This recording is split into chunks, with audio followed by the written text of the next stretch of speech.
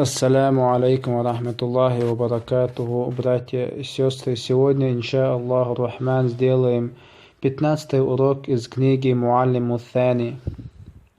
Вот это урок, 15-й урок из книги Муаллиму Сани. Сегодня будем изучать, инша Аллаху Рахман, букву Син. Он дает нам звук С, скобка написана поэтому буква С. Тут показано, как эти буквы пишутся в начале, и в середине, и в конце слова. В начале слова буква Син пишется вот так, с фатхой читается Са. В середине слова пишется вот так, с обеих сторон соединяется Си. И в конце слова пишется вот так, Су.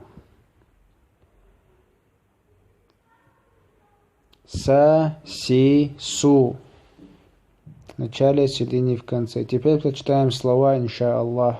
Это у нас будет бас. Братья и сестры, обращайте внимание на харакаты. Сам, сам, сир, сир, син, син, сил, сил,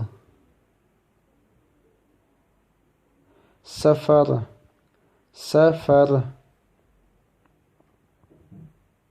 сакар, сакар, сабака, сабака, сабак,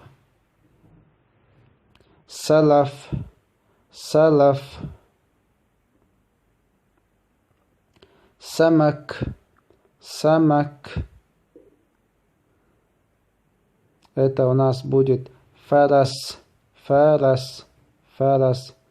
Следующее слово у нас маслак, маслак, маслак. Это у нас будет маскан, маскан, маскан. Муслим, муслим, муслим. Теперь муслим знает, как свое имя написать. Это у нас будет мусриф, мусриф, мусриф. Сим-сим, сим-сим.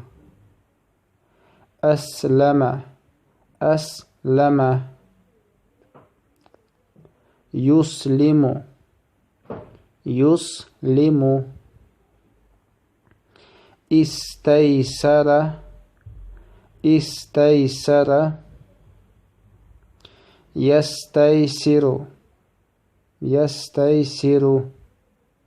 Са, си, су, бас, сам, сир, син, сил, сафар, сакар, сабак, салаф, самак, фарас, маслак, маскан, муслим, мусриф, симсим, аслама, юслиму, истайсра, ястайсру.